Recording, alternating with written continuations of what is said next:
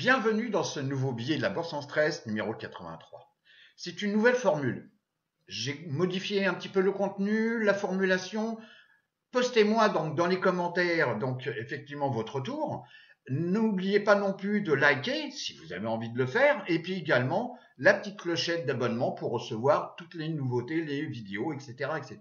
Alors, également, je vous relance également, donc concernant cette fabuleuse formation, et en toute modestie, formation donc sur les options que nous a préparé, travaillé Michael. Effectivement, deux autres personnes ont également collaboré, mais c'est une super formation et croyez-moi, il faut bien, par rapport à ce monde actuel, il faut être extrêmement bien formé.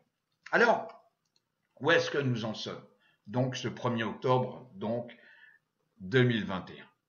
Alors je vous rappelle la saisonnalité. La saisonnalité, c'est simplement donc de 2009 jusqu'à 2020, ok, voir le nombre de fois où le SP500, le SPX, donc a fini plus haut, moins haut que le début du mois.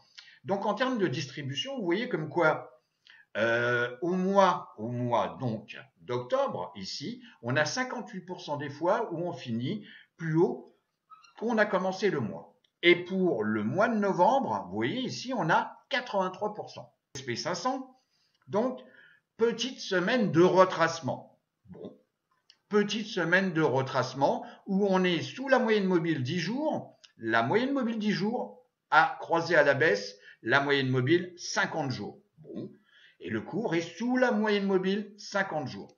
Est-ce que c'est dangereux? Est-ce que... Non, de doute. On est revenu tester, vous voyez, dans la zone des 4302, on est revenu tester donc cette zone de support, ok, sur lequel qui était auparavant une résistance, ok.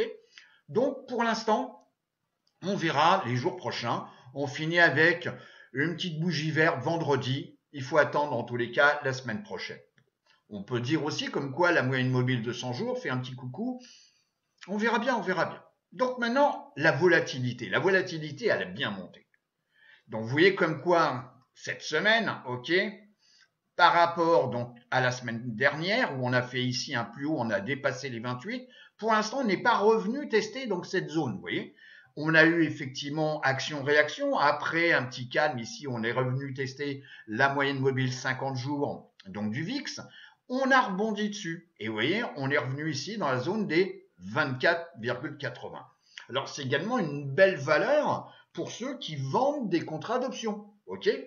Parce que ça soit un put ou un call, en fonction de deux stratégies, eh ben la prime est valorisée. Si on compare maintenant la volatilité de la volatilité par rapport à la volatilité, donc là on est toujours sous la moyenne mobile 50 jours, ok? De la comparaison, attention. Et ici, la 200, elle est toujours légèrement haussière et elle s'aplatit un tout petit peu. Et là, on a fini donc la semaine sous la moyenne mobile 10 jours et celle-ci, elle avait déjà préalablement croisé à la baisse la 50 et là, elle vient de croiser à la baisse donc la 200. Et on risque de revenir tester ici la zone donc des 4,50. On va voir, mais là, sans la caméra, donc le Dow Jones, les trois indices qu'on n'a pas encore vus. Et après, on va voir un secteur qui est très intéressant actuellement. Alors, les quatre indices, donc sur 6 mois, je suis ici sur 6 mois.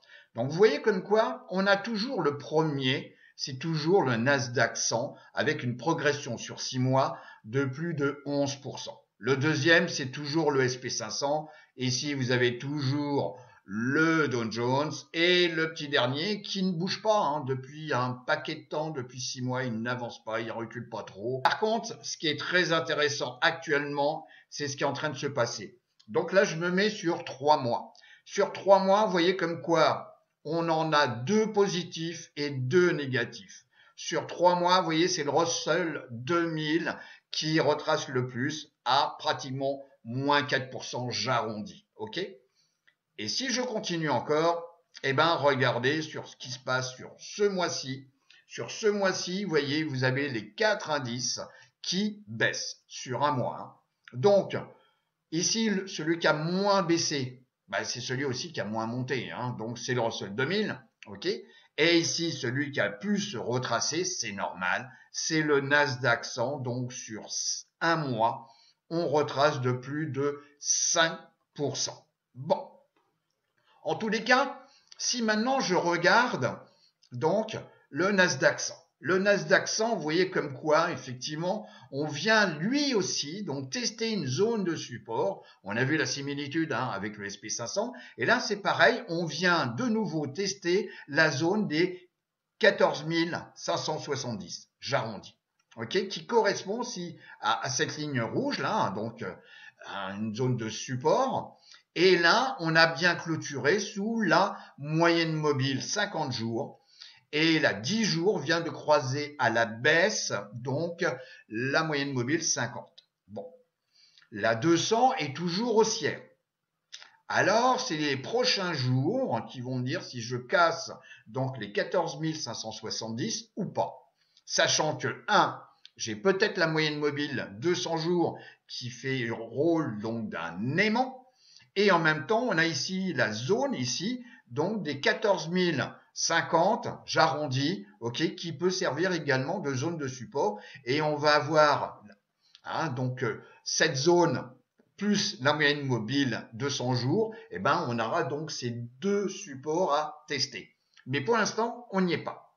Secteur ici, je suis sur 6 mois. Donc vous voyez comme quoi sur 6 mois, ils sont tous positifs. Alors, certains, comme ici l'industriel, pas beaucoup, etc. On a ici le real estate, qui est le premier secteur, donc sur 6 mois, ok.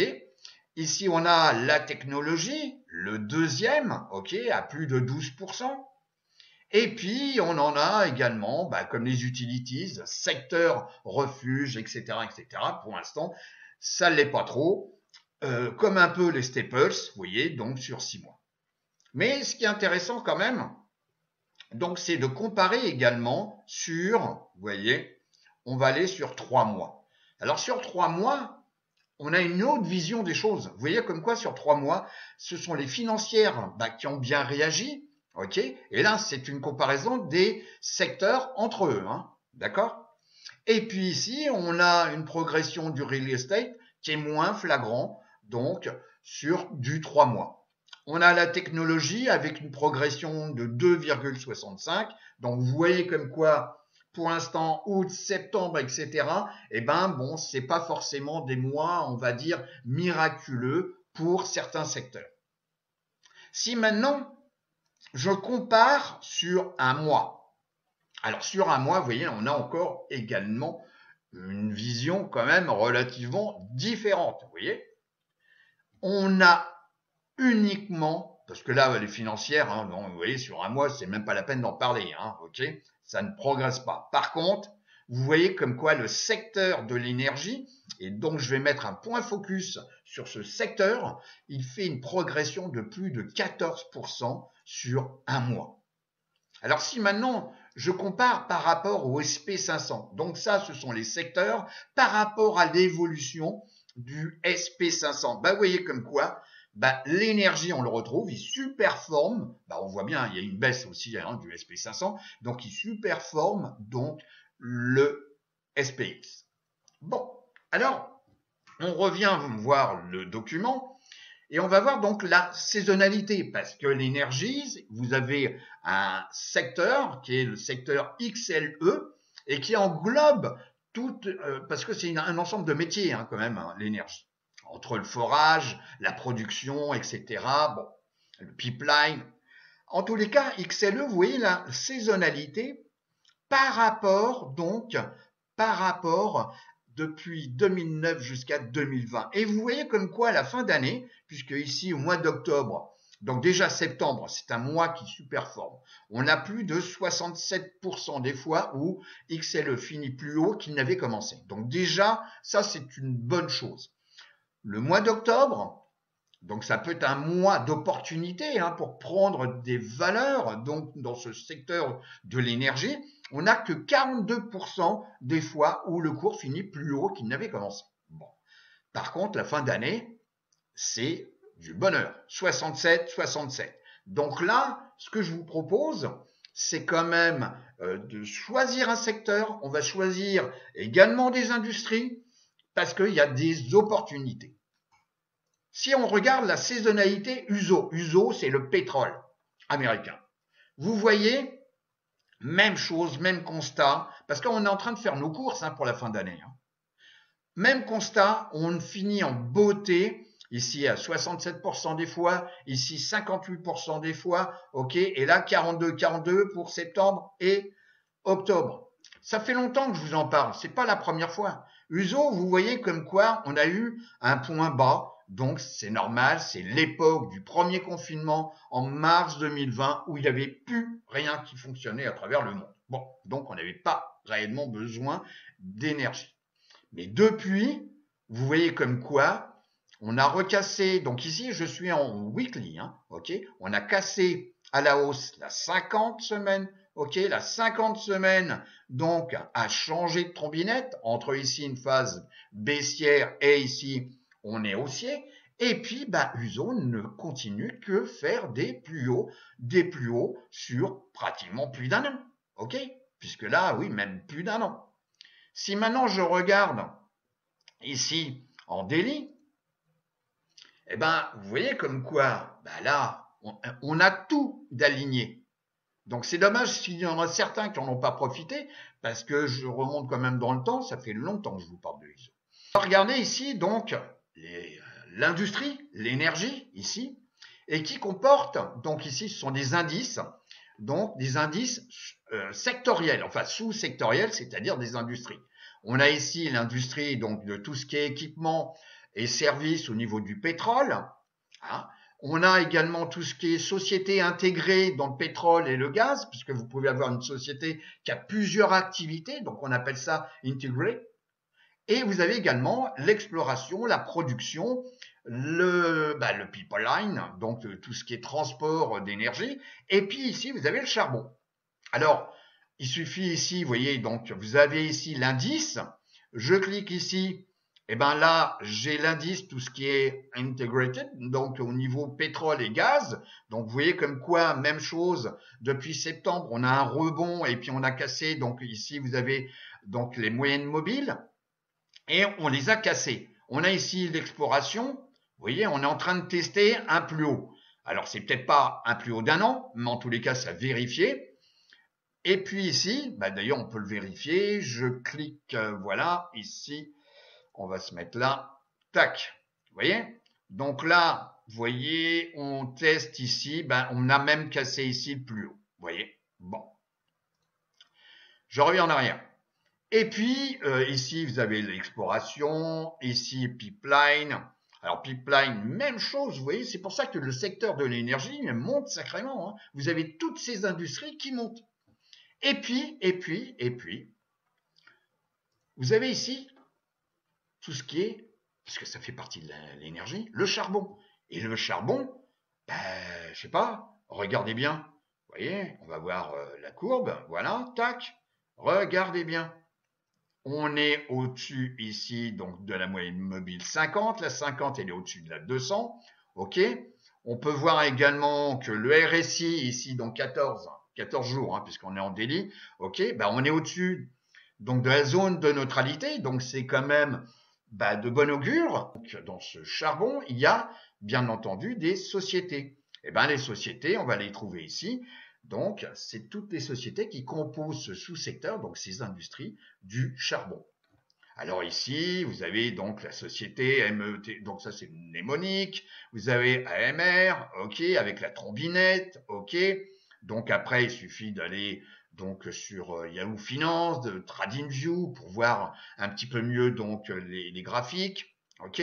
Et puis, j'en ai retenu une qui est la société BTU. Alors cette société, déjà, on vient ici.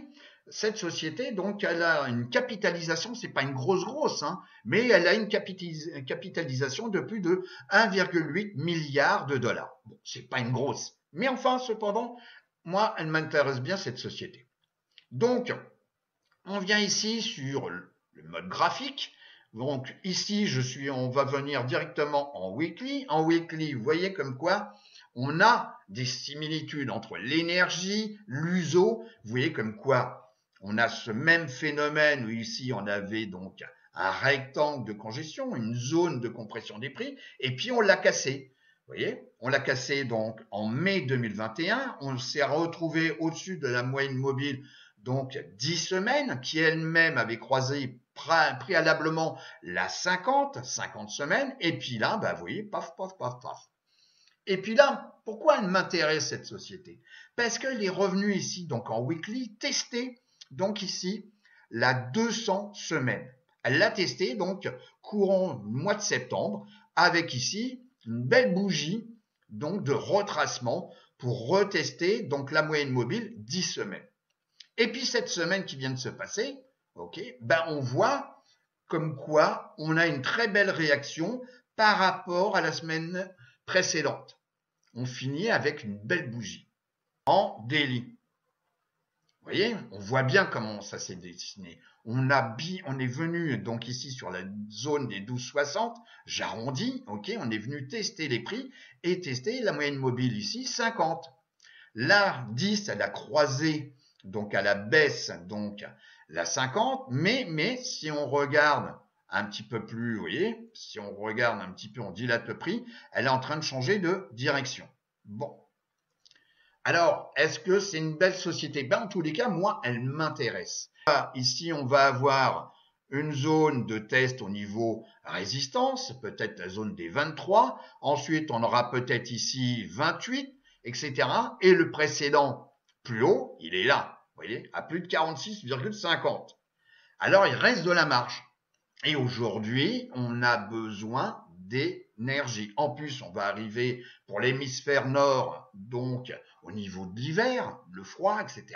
Et donc, on a besoin d'électricité. Il y a quand même une tripotée de centrales électriques qui fonctionnent au charbon. J'en suis désolé, mais c'est vrai. Et puis en même temps, pour chauffer, etc., etc. Donc, le charbon, on en a besoin. Bon. Alors moi, cette société, elle m'intéresse. Bon. Je souhaite l'avoir en portefeuille.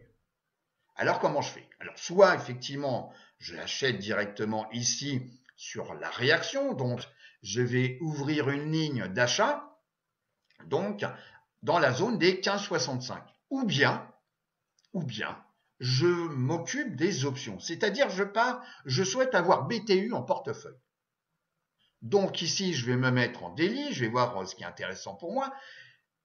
Je souhaite l'avoir. Donc, au lieu de l'acheter et de rien avoir de plus que mes actions, eh ben, je vais passer par les options. Donc, les options, je viens ici, donc BTU, on est sur BTU, ici. Je vais regarder, parce que là, mon but, c'est de vendre des puts pour me faire assigner. Et c'est mon intérêt, c'est de me faire assigner et je vais acheter, enfin, je vais obtenir en échange, puisque si je suis assigné, ben, le contrat est réalisé, donc en échange, je dois acheter sans action BTU. Mais c'est ce que je veux. Et je vais regarder, par exemple, sur une échéance qui m'intéresse, sur janvier. Alors, je vous rappelle qu'aujourd'hui, on a le VIX qui est en notre faveur, c'est-à-dire que le VIX, il est élevé, c'est-à-dire qu'il y a une valorisation des primes. Donc, je vais vendre un put et je vais choisir donc certainement à la monnaie parce que c'est une stratégie non pas récurrente pour récupérer effectivement. Non, je veux obtenir donc la société BTU en portefeuille par paquet de 100 puisque ce sont des options et après je vais peut-être certainement vendre des covered call qui est une stratégie où effectivement je vais louer mes actions et tous les mois puisque je vais rouler mes positions je vais encaisser une prime. Donc on regarde ici BTU, on est dans la zone des 15, on put sur BTU, donc là on en arrive, vous voyez, à la monnaie. Alors donc ici, donc pour un strike 15, donc pour une échéance, vous voyez ici, donc de janvier 21, on peut encaisser, si je vends le put, je peux encaisser une prime entre 280 et 310, hein, c'est le bid de l'ASK. Donc, avec la dernière valeur échangée, on était à 290. Donc, si je vends un put 15 $, mon risque, donc déjà, ça va être les 1500 puisque c'est des paquets de 100. Donc, mon risque va être de 1500 $ moins la prime encaissée. Et cette prime encaissée va être, on va prendre le dernier prix échangé qui était donc à 2,90. Donc, multiplié par 100, ça me fait encaisser une prime de 290. Donc, je vous rappelle, le but, c'est de tout faire pour me faire assigner. Donc, je vends du janvier et je le vends à 15. Vous voyez, donc ça me fait ici à 15 $. Voilà. Bon. Et le but, c'est de l'avoir en portefeuille. Alors, c'est pas sûr que je sois assigné. Il va peut-être falloir que j'attende janvier. Je ne sais pas. Je vais voir. Et puis, si simplement le cours il continue de monter, eh ben, la prime, donc on voit ici, va baisser puisque on va être de plus en plus en dehors de la monnaie. Donc, je pourrais racheter ma position, ok, racheter ma vente de put et puis j'encaisse le différentiel, ok. Donc, voilà. Alors, en plus également, donc ça fait partie des choses à savoir, donc sur les options. Donc, déjà, il y a eu du volume échangé, donc vendredi. Et en plus, donc ici, on a également ce qu'on appelle l'open interest, qui est relativement, donc ce sont des contrats ouverts, ok, et qui est relativement important. Donc, si vous voulez, ça va dans le bon sens. Voilà. Il faut que ça soit liquide. Et là, je vais vendre donc un contrat sur 25 contrats échangés donc vendredi, ça me va. C'est pas moi qui vais modifier donc par mon action donc le comportement sur les options. Donc, alors, et puis le cours ensuite, il fera exactement ce qu'il veut, etc. Bon. Alors, je reviens donc sur les industries. Alors, je vous rappelle donc les industries liées à l'énergie. Donc, on peut avoir également l'exploration et donc la production. Là aussi, puisque là, on était sur coal. Donc, on peut avoir également ici, vous voyez comme quoi, on l'a vu tout à l'heure, on avait dépassé le plus haut. On peut avoir également donc la liste des sociétés, vous voyez. Donc, le mnémonique, ça c'est la progression, donc, etc. Et là, on est vraiment, vous voyez, dans le sous-secteur qui correspond à ma recherche. Bon. Et bien, en tous les cas, on revient donc sur la présentation. Je vais vous souhaiter donc une excellente semaine de trading. Comme dit si bien Michael, donc, trade safe. Et je vous dis à très très bientôt. À bientôt. Au revoir.